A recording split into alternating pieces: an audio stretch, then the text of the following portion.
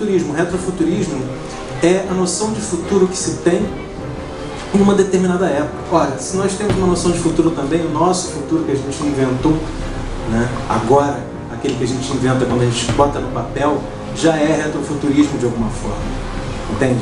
Então, quando a Novo Século chamou a gente para conversar a respeito do livro Mortal Engines, né, a gente percebeu no livro uma coisa muito especial, que é um retrofuturismo que se passa no século 30. Né? Como assim? Depois de um holocausto nuclear, perdeu-se toda a tecnologia humana. Né? Algumas coisas estavam por aí, eles conseguiram resgatar e construíram o que eles puderam.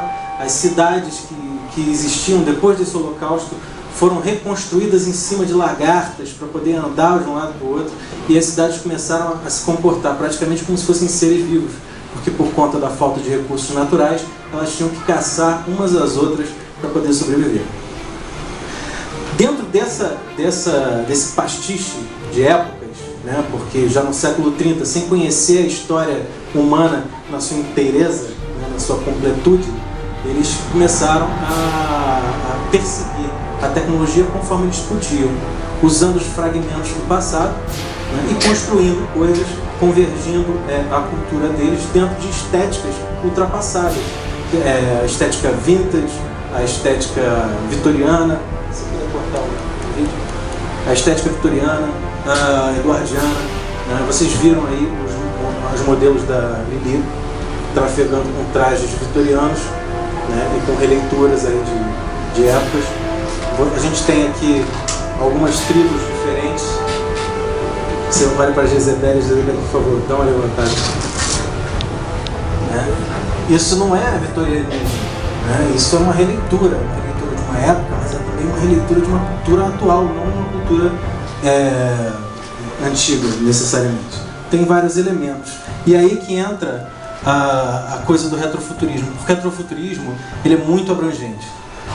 A gente, quando fala de steampunk, que é o nosso querido movimento, né, a gente está falando de século XIX, mas com retrofuturismo a gente está falando de século XIX, a gente está falando de século XX, várias fases do século XX, né, a gente está falando de diversos outros subgêneros. O Romeu Martins e eu conversamos recentemente no Steamcast a respeito de distopias, né, e vocês vão poder ver isso na internet em breve. Agora, o que a gente vai falar é de como é que o retrofuturismo funciona dentro do contexto da literatura fantástica e dentro do contexto da ficção científica de um modo geral. Romeu? Alô? Aqui. Qual você acha que é o papel do retrofuturismo na ficção científica? Eu acho que uma das coisas mais interessantes que o retrofuturismo trouxe para os autores, para os escritores e para os leitores também, é uma liberdade fantástica de repensar a ficção científica, né? Porque se você pega definições antigas de ficção científica, as pessoas normalmente associam com o quê? Com o futuro, né? Desde os grandes criadores da ficção, os grandes pais da ficção científica, Jules Verne, H.G. Wells, Mary Shelley, eram pessoas do seu tempo pensando no futuro. E isso marcou a ficção científica de um jeito meio limitante. Você falou dos Jetsons, por exemplo, né? Os Jetsons é a principal caricatura disso, né? Como vai ser o mundo no ano 2000, 10 anos atrás. Né? O pessoal voando em navezinhas, a profissão do Jetson ali era apertar botões, né? E isso é uma visão limitante, isso é o futuro imaginado nos anos 60, né? Pelo Hanna-Barbera, né? Pela dupla Hanna e Barbera. O retrofuturismo veio trazer total liberdade para os escritores de ficção científica. Você não precisa falar só sobre o futuro, você não precisa falar só sobre o seu tempo.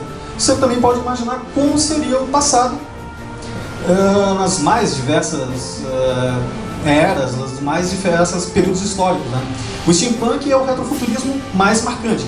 É o retrofuturismo que se tornou uma cultura. Mais do que um subgênero da ficção científica, mais do que uma modalidade de ficção científica, mais do que qualquer rótulo que se queira dar, o steampunk é uma cultura. Você pode vivenciar o steampunk de diversas formas possíveis, não só na literatura. Você pode vivenciar ele nas vestimentas, você pode vivenciá-lo em jogos, em RPG, em videogame, em contos vitorianos, né?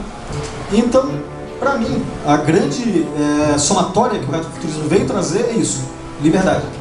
Os autores agora são livres para imaginar o futuro, como sempre imaginaram, para imaginar o passado, e sempre falando das suas angústias do seu tempo, né? Cara, nem todo mundo aqui está tão inteirado a respeito de como a ficção científica está hoje, como é que os autores expõem e expressam as suas ideias e tal.